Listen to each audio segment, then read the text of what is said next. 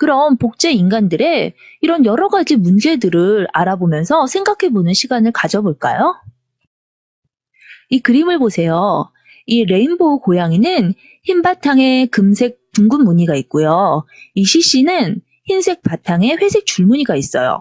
이 고양이들은 굉장히 유명한 고양인데요.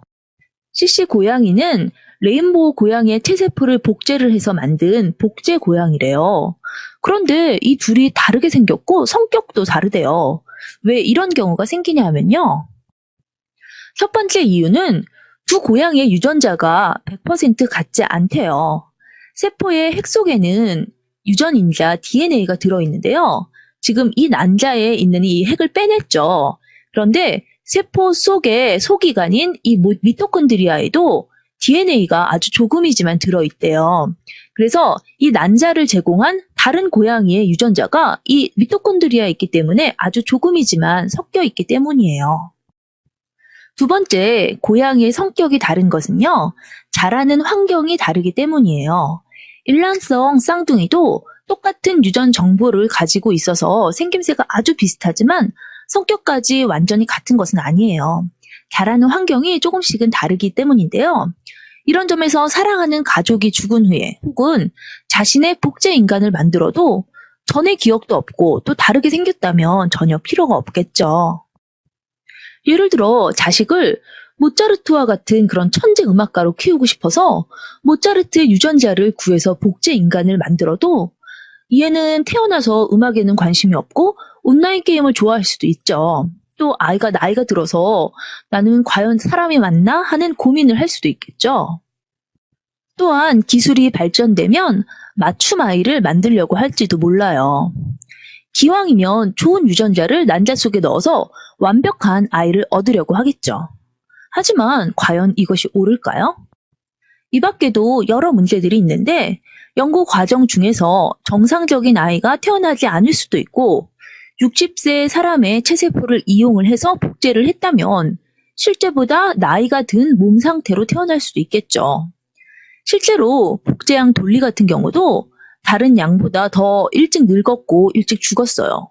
그리고 죽기 전에도 나이가 들면 생기는 성인병 같은 것 때문에 건강이 별로 안 좋았어요.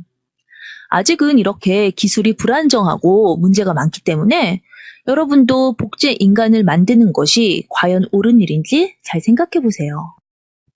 장기 이식은 조직 거부 반응의 위험 때문에 부모 형제 간에 이루어지는 경우가 많은데요. 이럴 경우 장기 이식에 줄기세포를 이용할 수 있죠. 그리고 줄기세포를 이용해서 할 수 있는 또 다른 일은 어떤 것들이 있을까요? 병에 걸린 세포를 줄기세포를 이용해서 건강한 세포로 만들어서 바꿔줄 수가 있겠죠.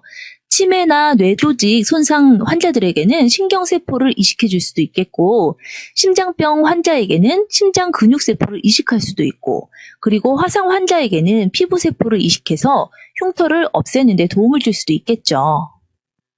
복제 배아 줄기세포는 냉동 배아 줄기세포와 성체 줄기세포의 어떤 단점을 보완할 수 있었죠?